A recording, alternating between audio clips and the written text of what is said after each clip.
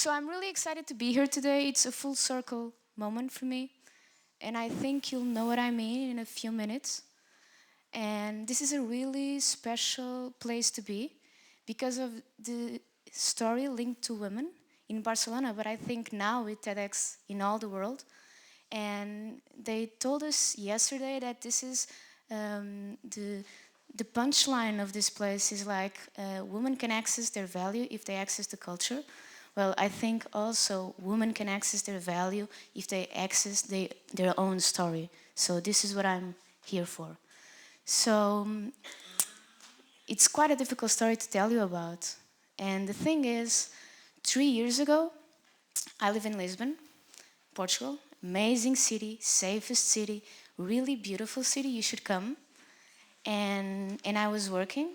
So I left my work. I graduated as a special education technician, and I wanted to study psychology. So I took a second degree in college, and I left my work, and I used to go to some classes.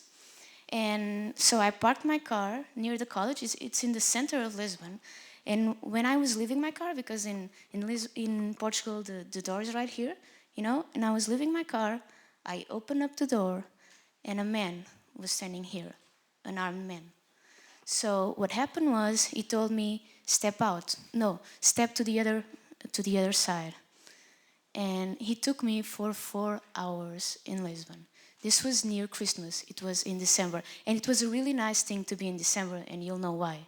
So what happened, what I'm telling you about, it's not about fear or attempted rape or lack of freedom, lack of respect.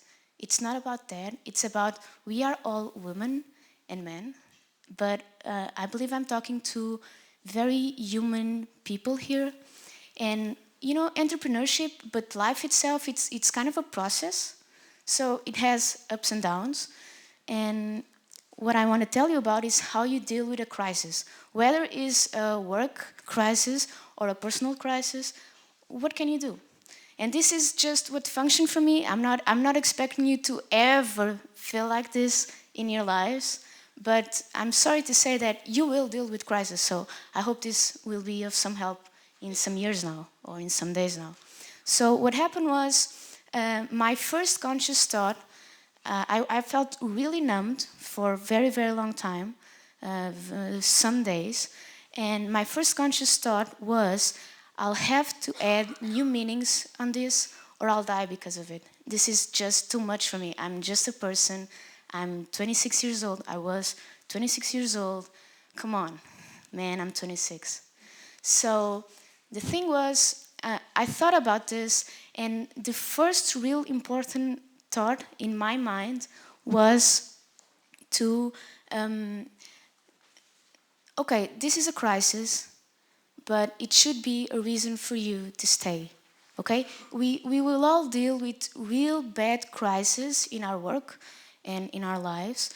It could be perfect excuse for me to leave and start doing a 9-to-5 job or something easier, but no, it was a reason to stay. And I wanted to be a reason for me to stay. So I had to decide, I wanted to keep the flow of my life going. I still wanted to have the same plan, so I wanted to develop the work with my team. I wanted to keep traveling and doing the things I love. I wanted to get my own house, so that was still a plan in my mind.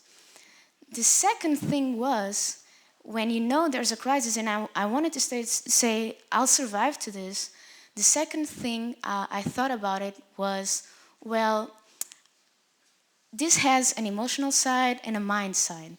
The emotional side was really, really, really painful because, I believe emotions are a bit like GPS. They tell you where to go.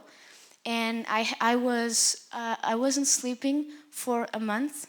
And the first night I slept, and it's really cool that you sang before, because this is the lyrics of a Portuguese song, a Portuguese artist.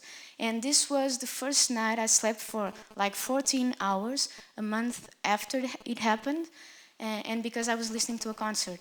And I don't know if it happens to you, but I have all my life pinpointed in books and musics. And when I was listening to the concert, I was like, whoa, just slow down. My life is quite bigger than this. So I'll carry on. And this was the first time I was really able to sleep for more than half an hour each time. I used to sleep half an hour each time on daylight for a month.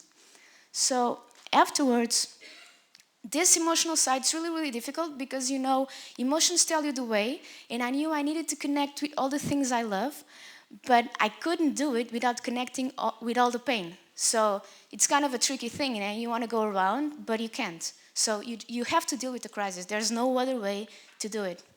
So I had, and things came like a train, you know, feeling sad, feeling happy, feeling a bit of joy, feeling sad, fear, joy, happy.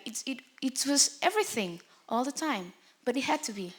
And I couldn't deny what I was feeling. So this was really, really important for me. So I could see it coming. It would be really difficult emotionally, but I didn't know it was going to be really difficult on my mindset. Because the thing is, what I start thinking 24/7 is, I am bad.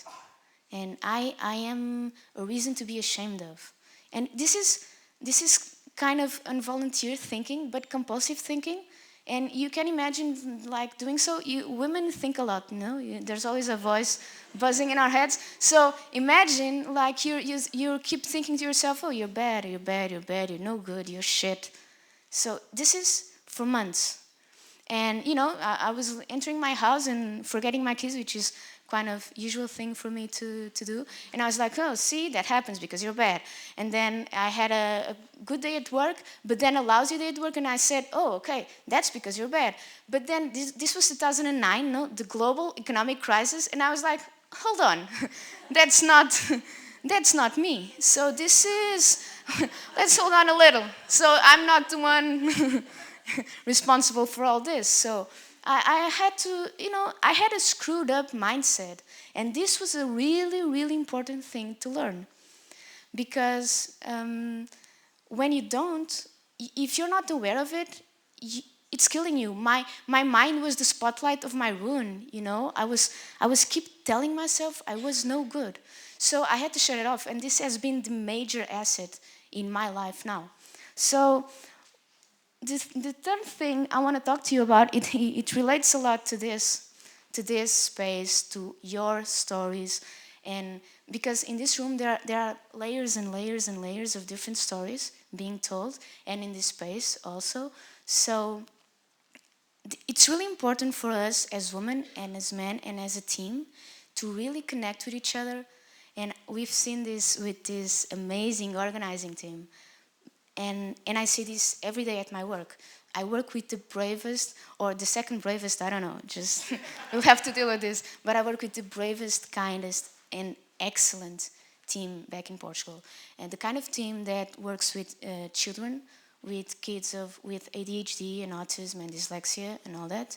And the kind of bravery you need to quit a job in July, build a new clinic in August, open a new clinic in December the 3rd, and be really, really nice now, without any guarantee of salary or whatsoever. So we just did it because we needed to do it.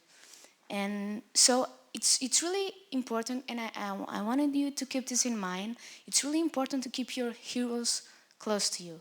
You know, because if I had a bad day, I was like, okay, I'll go to work. I'd rather stay in bed, but I'll have coffee with my boss. Or because my boss is a really, really smart man. He's like, we have 5 men and 40 women, and they are the kind of smart men that know how to deal with women. So it's really an amazing place to be every day. So eventually things start flowing, really, really nice.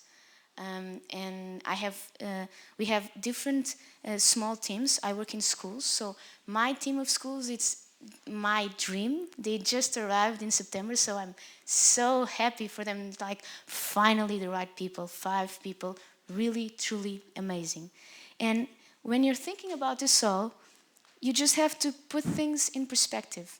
Even with all these strategies, if this doesn't work, you just have to rise above, you know, like, this is a big issue. It is. I will never, never forget it. But it's not the issue. I'm the issue. My story is an issue. And now, from this moment on, this story is just a really, really minor issue. And it has all your emotion and feedback I'm feeling right now here. So thank you so much for being here.